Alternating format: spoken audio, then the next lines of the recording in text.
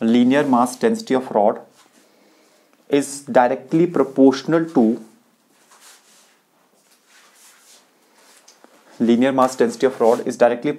to distance x from the origin.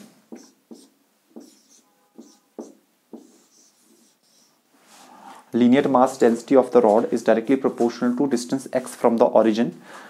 Locate the position of center of mass.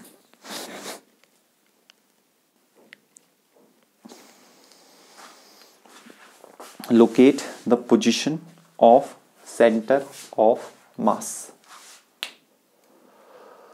तो भैया क्या बोला, इन्होंने बोला कि अब यहां ध्यान रखना, they are talking about linear mass density. Linear mass density और मास डेंसिटी में फर्क होता है, ठीक है.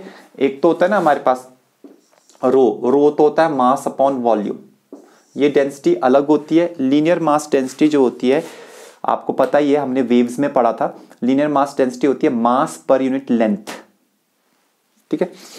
तो ये कह रहे हैं कि लीनियर मास डेंसिटी जो है वो डिपेंड कर रही है डिस्टेंस एक्स. एक्स कहां से मेजर होगा, यहां से मेजर होगा ऑफ कोर्स, यहां से. तो इसका मतलब सेंटर ऑफ मास जो है उस एकदम सेंटर पे लोकेटेड नहीं होगा. क्या कोई आप में से बता सकता है कि सेंटर ऑफ मास सेंटर के राइट हैंड साइड में लोकेटेड होगा कि लेफ्ट में लोकेटेड होगा? क्योंकि सेंटर पे तो लोकेटेड होगा नहीं, ये तो गारंटेड है, ठीक है. तो या तो वो उसके राइट हैंड साइड में लोकेटेड होगा या लेफ्ट हैंड साइड में लोकेटेड होगा. कोई लॉजिकली बता सकता है? क्योंकि अगर आप लॉजिकली बता सकते हो तो समझ लो कि जो नीट में क्वेश्चन आया था वो आपने सॉल्व कर दिया. वो तो लॉजिकली उसमें ऑप्शन एक ही ऑप्शन था जो कि आंसर था, ठीक है. फिर जेईई मेंस में भी ये क्वेश्चन आया हुआ, वहां पे तो इंटीग्रेट करना पड़ेगा, वहां पे ऑप्शंस थोड़े क्लोज थे. तो कोई बता सकता है? ओके, देखो ऐसा है, linear mass density is directly proportional to x. इसका मतलब क्या हुआ, lambda is equal to some constant के इनटू एक्स. इसका मतलब क्या हुआ, जब एक्स जीरो है मतलब यहां पर लैम्डा जीरो है, मतलब यहां पे मास लीनियर मास डेंसिटी बहुत कम है और यहां पर मैक्सिमम होगी लीनियर मास डेंसिटी. क्योंकि जैसे जैसे एक्स बढ़ता जाएगा, जैसे जैसे एक्स जो है वो बढ़ता जाएगा तो लीनियर मास डेंसिटी बढ़ती जाएगी. इसका मतलब सेंटर से राइट हैंड साइड में ज्यादा लीनियर मास डेंसिटी होगी एज कंपेयर टू सेंटर से लेफ्ट हैंड साइड में, क्योंकि सेंटर के लेफ्ट हैंड साइड में एक्स कम है और सेंटर के राइट हैंड साइड में एक्स ज्यादा है. तो इसका मतलब सेंटर के राइट हैंड साइड में ज्यादा हैवी मास होगा. और हमने क्या पढ़ा, जहां पे ज्यादा हैवी मास होता है वहां पर क्या होता है, वहां पे ही सेंटर ऑफ मास होता है. जहां पे ज्यादा हैवी मास लोकेटेड होता है वहां पर ही सेंटर ऑफ मास होता है. तो जब ये क्वेश्चन नीट में आया था तो उन्होंने ऑप्शंस जो दिए थे वो सेंटर पे होगा, सेंटर पे लेंथ कितनी होगी, L/2. तो L/2 से ज्यादा आंसर आएगा और L/2 से ज्यादा आंसर वाला एक ही ऑप्शन था, वही आंसर था. समझ रहे हो बात को? तो L/2 से ज्यादा एक ही ऑप्शन था. आई थिंक इसका आंसर 2/3L है मोस्ट प्रोबेबली, जहां तक मुझे याद है. वैसे अभी करता हूं कैलकुलेट, ठीक है. तो वो दिया हुआ था और इसके जो पीछे वाले थे वो पीछे वाले भी ऑप्शन से, जैसे L/4 भी गिवन था और L/2 L/3 भी गिवन था एक, और L/2 भी गिवन था, सेंटर भी गिवन था. तो एक ही ऑप्शन बनता था.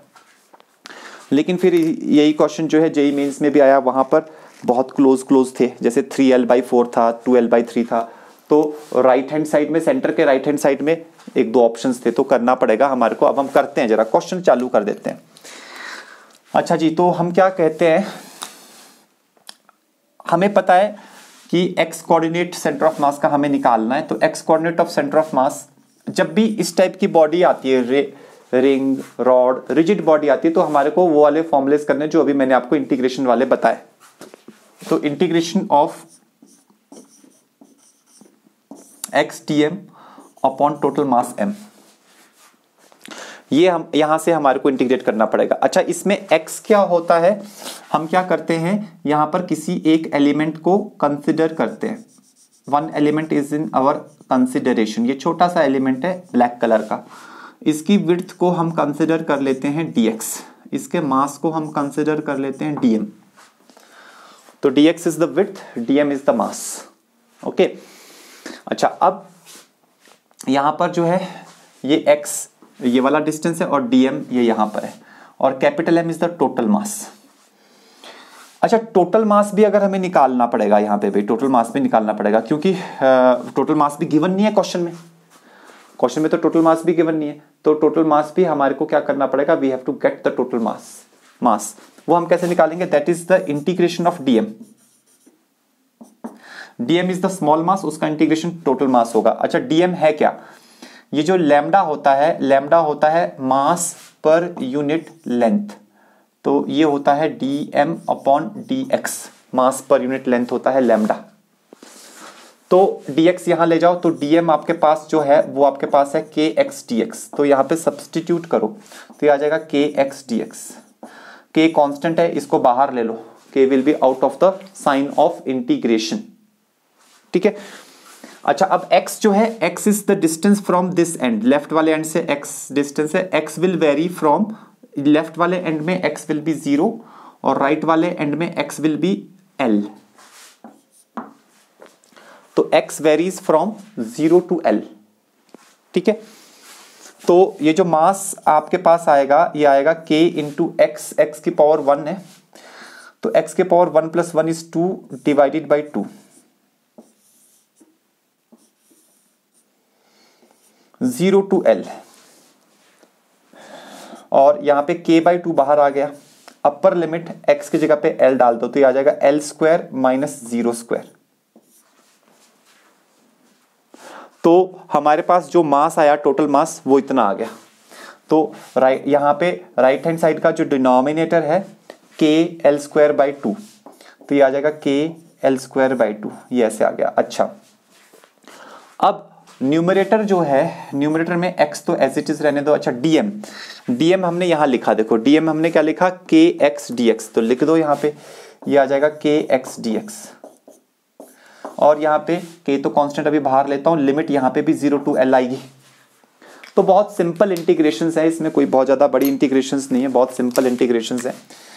तो यहां पर क्या आ जाएगा, k चलो बाहर ले लेते हैं, k हमने बाहर ले लिया, integration 0 to l x square d x whole divided by k l square by 2 है, 2 ऊपर ले जाओ, 2 ऊपर और नीचे आ जाएगा के एल स्क्वायर, तो k से k कैंसिल हो गया। k ऐसे भी कांस्टेंट ऑफ प्रोपोर्शनैलिटी था, हमने एज्यूम करा था, तो वो कैंसिल भी हो गया हमारा, ठीक है।